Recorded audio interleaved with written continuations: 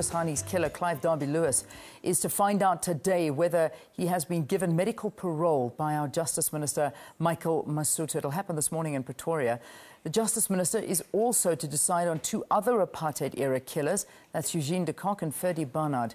Well, as we mentioned, Ayanda is outside the Hani residence, and I know that she's going to be speaking to the mayor of Ekurhuleni. So let's cross over to her right now. A very good morning to you, Ayanda.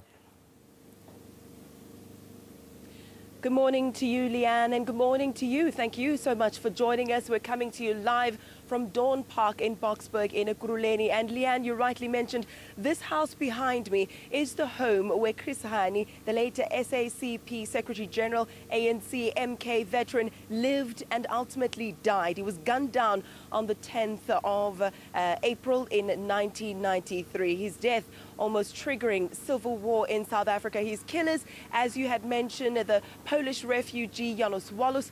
He was also anti-communist, as well as his accomplice, Clive Derby-Lewis, who was a Conservative Party MP. Here's the story, Leanne. Clive Derby-Lewis has been diagnosed with lung cancer. He has tried several times unsuccessfully to be released on medical parole. He's trying once again, and on Tuesday, the Medical Parole Board recommending that he be released. Today, Justice Minister Mike Masutu will be announcing that decision, and in anticipation of that announcement, we're speaking to friends and former colleagues of Chris Hani to share with us the memories that they have of the late struggle icon. Speaking to us now, the mayor of Ekurhuleni, Mr. Mondli Gungubele, in his capacity as a friend of Chris Hani and the first on the scene on the time of his passing. A very good morning to you, sir. Thank you so much for joining us. Good morning, and good morning to your viewers. Now, in 1990, on the 2nd of February, when the announcement was made that the SACP, ANC and other political parties that were banned were going to be unbanned, we then saw afterwards Chris Hani coming back to the country, a very charismatic figure, very popular. He had a cult-like following, very popular with the young people even in Soweto who, saw him as a very strong, formidable leader. What do you think it was about him that made him so magnetic? He was humble. Very accessible, easy to relate with. That humility of such a powerful man was very magnetic, very magical. So for ordinary people to find themselves easily listened to, easily spoken to, and saying things to him that they find being articulated on television, thousands of Africans who would have spoken with him would actually listen to him on television saying the things that he would have discussed with them. That was such humble and a powerful connection he had with ordinary people. With him, you felt free. With him, you felt the warmth. With him, you felt chances of you becoming something are very, very high. He would come to a party, he would come to a braai. Here in Bushbuck Street where I was staying, we had a braai with him, with ordinary people. I remember there's a moment where he said, when people were asking him about politics, he said, guys, ask me about stars, ask me about football. I'm an ordinary person, please. And people retreated and they started, hey, let's start talking about social issues. That's the kind of a person that Comrade Chris was. I understand a great lover of literature as well. When he was at University of Forte, he wrote about how he loved the Greek mythology, how he loved English literature, Latin, etc. Did you know that side? Was that easily seen? There's a lot I know about him. I also knew that he was an avid reader, well informed, highly grounded, but never boasted about being informed. You would only know that he is informed when you deal with him on an ongoing basis. If I don't mess up your time, as we were dealing with violence in Thokoza, we had a minister with ministers of religion. So ministers were trying to assist on how we should conduct ourselves. So Chris was part of that meeting. We were militant and angry.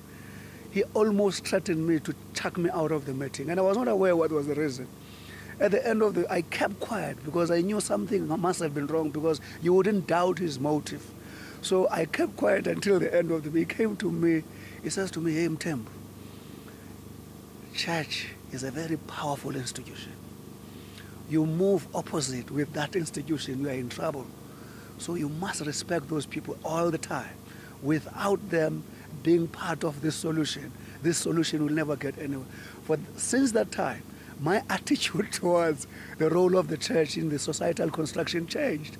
But he was that type of a person, yes.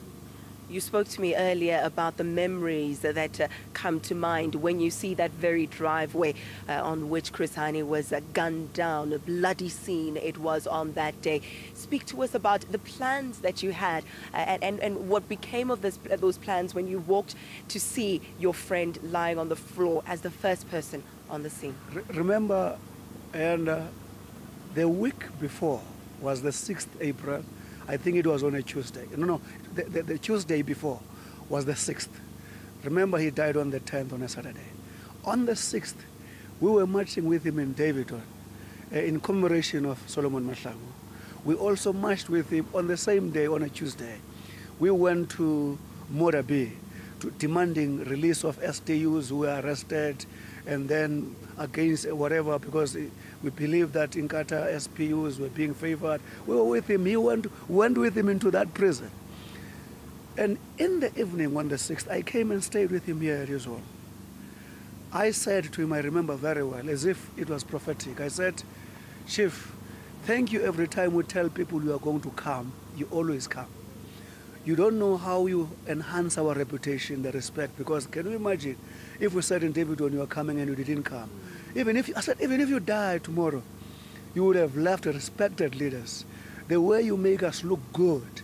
And I never knew this was going to happen. And Friday evening on the 9th, he called me to say, Mondli, I have asked my VIP guys to go on a weekend, and then I'm posting for Nayo at the post office some things. Nayo was in Cape Town, the eldest daughter.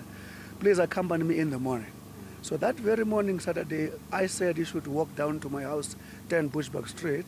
And I realized that I was wrong. I must actually come and meet him here because no one must see him walking alone. When I came here, I actually spoke on an intercom. He was no longer here. He had left already. He had left already. It was Nomakwezi. Nomakwezi said, I don't know, Daddy has just left. And I waited for him until 10 a.m. that day. I got a call and I tried to speak. It was dropped. 20 past, it was about 10 o'clock. He called me, says, I'm back from town. Sorry for leaving you.